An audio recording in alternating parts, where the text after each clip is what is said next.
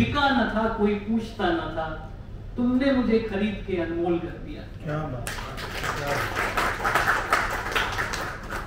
मैं इसलिए आज कम्युनिकेशन की बात हो रही है तो मैं गुरु की बात जरूर करना चाहता हूं कि हम सब की जिंदगी में अगर गुरु ना हो तो आपको रास्ता नहीं दिखता है। मैं पीछे बैठे हुए युवाओं को जरूर कहूंगा कि इसको जरूर अपनी जिंदगी में ढालें और किसी न किसी को गुरु माने। हमारी समस्या क्या हो गई है, हम खुद को बहुत जानकार समझते हैं, चाहे चैट जीपीटी के माध्यम से हो, चाहे और अलग अलग गूगल के सोर्सेज से हो। मैं जानता हूं कि मुझे मेरे गुरु ने सिखाया था कहां, कितना, किससे, कब नहीं बोलना है। सबसे पहला मंत्र यही था। कम्युनिकेशन के आदमी को सबसे उसकी जिम्मेदारी होती है कि उसके सामने जो बैठे हुए हैं उनको बोर ना करे। राहुल के पापा का भी सुनेंगे, लेकिन मैं एक छोटी सी कहानी अपनी जिंदगी की लर्निंग की इसलिए बताना चाहता हूं क्योंकि अगर मैं इतना अदना सा कुछ हद तक पहुंचा हूं तो कैसे पहुंचा, थोड़ा फिल्मी अंदाज में कोशिश करूंगा कि आपका मन भी लगे और बाहर वाले रिग्रेट भी करें कि हम क्यों निकल गए। तो जब हम दिल्ली मेट्रो में हम जब गए तो हमें बोलने बतियाने आता नहीं था बहुत कुछ।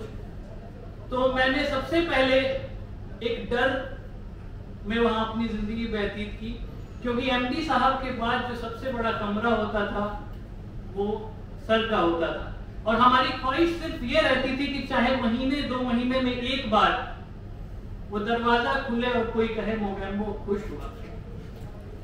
पर मैं ये मोगैम्बो केवल पॉजिटिविटी की बात करने वाले थे जिनके बाजू से अगर आप गुजर जाएं तो आप एनर्जाइज हो जाते थे। सर के साथ रह के, उनको देख के, उनके बोलने के तरीके, चलने के तरीके, मैं ये आप मेरे सर के सामने आप अपने अपने सर को रखिए, अपने गुरुओं को रखिए, उनसे कैसे आप उनके चलने, बोलने, सोचने, कहने, ठहरने से आप सीख सकते हैं, वो आपको ये सारे कम्युनिकेशन का निचोड़ बताता है। सर ने मुझे बताया ऑल इज वेल और जस्ट चिल चिल के बीच फर्क क्या है। आप जब परेशान होते थे तो सर हमेशा कहते थे ऑल इज वेल, ये नहीं कहते थे जस्ट चिल चिल, जो बदल गया है। अगर आप परेशानी में हैं तो आपको हम सांत्वना दे सकते हैं, पर आपको हम ऐसा भी समर्थन नहीं दे सकते कि आप उससे बाहर निकलने के लिए किसी भी तरीके की चीज कर जाए। उन्होंने हमें ये भी सिखाया कि कभी कभी जीतने के लिए हारना भी पड़ता है और हार के जीतने वाले को बाजीगर कहते हैं।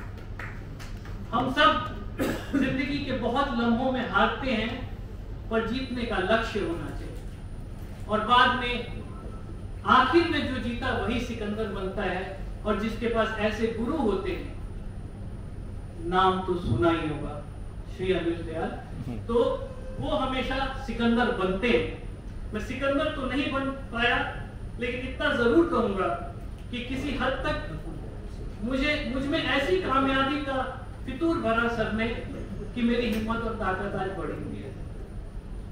आज मैं एक और डायलॉग भूल गया था बीच में, परंपरा, प्रतिष्ठा और अनुष्ठान गुरुकुल के 3 स्तंभ हैं। अमिताभ बच्चन जी ने कहा था, तो आप गुरुकुल के इन स्तंभों को जरूर याद रखिए। आपके ग्रोथ में चाहे दुनिया में कितनी भी टेक्नोलॉजी आ जाए, कितने भी तरीके के बयानबाजी आ जाएं, आप अगर इन शब्दों का मतलब समझेंगे और इसे पिरोएंगे अपने अंदर, तो आपके सक्सेस को कोई भी नहीं रोक पाएगा।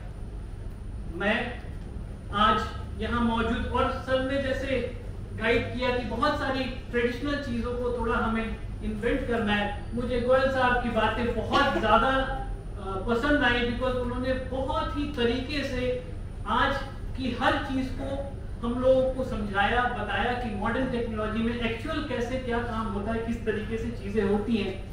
मैं रीइन्वेंट करने के चक्कर में आज सबका नाम नहीं लूंगा क्योंकि, और सबकी बातें नहीं बताऊंगा क्योंकि सब कोई सुन चुके हैं। जनरली होता है समिंग अप का एक जामा पहनाया जाता है कार्यक्रम को, हर चीज का स्ट्रक्चर होता है, बट उस स्ट्रक्चर को ना तोड़ते हुए मैं अपना हाथ जोड़ के सबसे पहले लखेड़ा साहब को धन्यवाद अर्पित करता हूं कि उन्होंने दिल में जगह दी, जिसकी वजह से आज सब हम यहाँ बैठे हुए हैं। मैं अपने सारे गेस्ट जो यहाँ बैठे और तीनों ऑर्गेनाइजेशन और साथ साथ सभा में मौजूद एक एक इंसान का करबद्ध धन्यवाद करता हूं कि उन्होंने अपना कीमती समय निकाला और हम लोगों को यहाँ अपना मार्गदर्शन और हिम्मत दी।